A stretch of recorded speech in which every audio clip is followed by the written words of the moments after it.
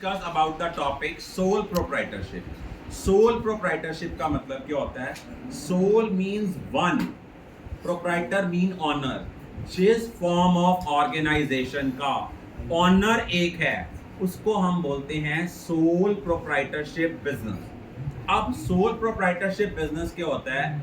जब एक बिजनेस जिसको ओन भी सिंगल पर्सन करता है, मैनेज भी सिंगल पर्सन करता है और कंट्रोल भी सिंगल इंडिविजुअल करता है, उसको हम बोलते हैं सोल प्रोप्राइटरशिप। अब देखा जाए तो इनके फीचर्स क्या हैं?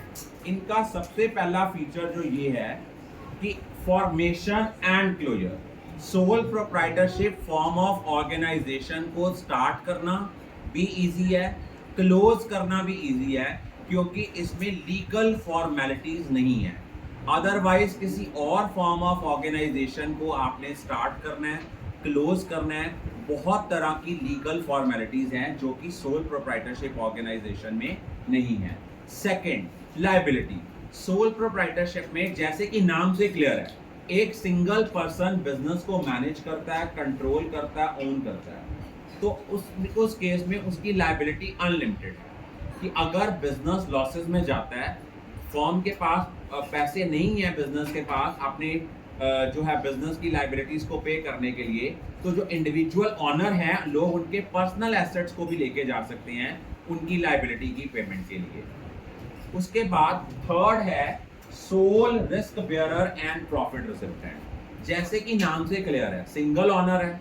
अगर एक सिंगल ऑनर है तो अगर वो बिजनेस को मैनेज कर रहा है, कंट्रोल कर रहा है, उसका जो रिस्क होगा वो भी वो अकेला बेयर करेगा और जो प्रॉफिट होगा उसको भी वो अकेला ही एंजॉय करेगा। वो किसी के साथ प्रॉफिट जो है वो शेयर नहीं करता। उसके बाद है नेक्स्ट, कंट्रोल।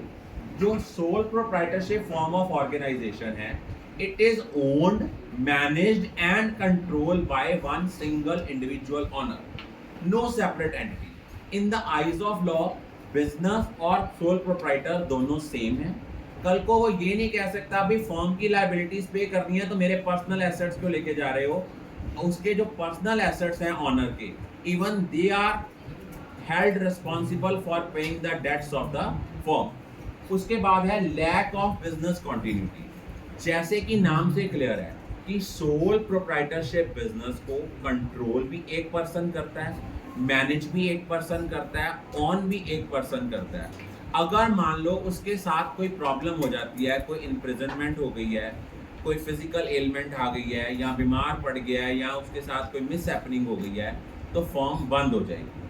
अब इस ऑर्गेनाइजेशन के फायदे क्या हैं? सबसे पहला फायदा है क्विक डिसीजन मेकिंग। क्योंकि यहाँ पे डिसीजन मेकिंग क्विक क्यों है? क्योंकि सारा कुछ कंट्रोल सिंगल पर्सन ने करना है, उसने ही डिसीजन लेना है। अगर मान लो उसके साथ दो पार्टनर और हों तो पहले उसको अपने पार्टनर्स के साथ, को पार्टनर के साथ कंसल्ट करना पड़ेगा कि मैं ये काम करूं कि ना करूं। हो सकता है एक की कंसेंट हो, दूसरे की कंसेंट ना मिले। सेकंड है कॉन्फिडेंशियलिटी ऑफ इंफॉर्मेशन। अब सोल प्रोप्राइटरशिप जैसे कि नाम से क्लियर है, एक सिंगल ऑनर है। अब उसने अपनी इंफॉर्मेशन, कॉन्फिडेंशियल इंफॉर्मेशन किसी के साथ शेयर करनी नहीं है, तो इंफॉर्मेशन की कॉन्फिडेंशियलिटी जो है वो मेंटेन रहेगी। थर्ड है डायरेक्ट इनिशिएटिव। अगर आपको पता है कोई काम आप कर रहे हो, उसका डायरेक्ट आपको बेनिफिट मिल रहा है, आप उस काम को और अच्छे तरीके से करोगे। जैसे सपोज आप पढ़ रहे हो, आपको पता है कि जितना आप पढ़ोगे उतना आपको सेल्फ बेनिफिट होगा, उतनी आपकी ग्रूमिंग होगी, उतनी आपकी फाइनल्स में स्कोर इंक्रीज होगी। In the same way organisation में क्या होता है, sole proprietorship form of organisation में ऑनर को पता है कि मैं जितनी मेहनत ज़्यादा करूँगा उतना रेवेन्यू जनरेट होगा, जितना रेवेन्यू जनरेट होगा उतने प्रॉफिट चांसेस ज़्यादा होंगे, और प्रॉफिट ज़्यादा होगा तो अल्टीमेट इसको एंजॉय कौन करेगा? Individual owner. Sense of accomplishment. Sense of accomplishment का मतलब क्या होता है कि अगर आप अपने लिए काम करते हो, आप में एक सेटिस्फेक्शन होती है कि मैंने अपने लिए काम किया, मेरा काम ये फ्रूटफुल किया, इसके मुझे आउटकम्स जो हैं वो ज़्यादा बेटर आए, आप उसको और अच्छे तरीके से करने की कोशिश करते हो। Ease of formation and control, closure. आपके लिए सोल प्रोप्राइटरशिप फर्म को ओपन अप करना भी आसान है, बंद करना भी आसान है। क्लियर?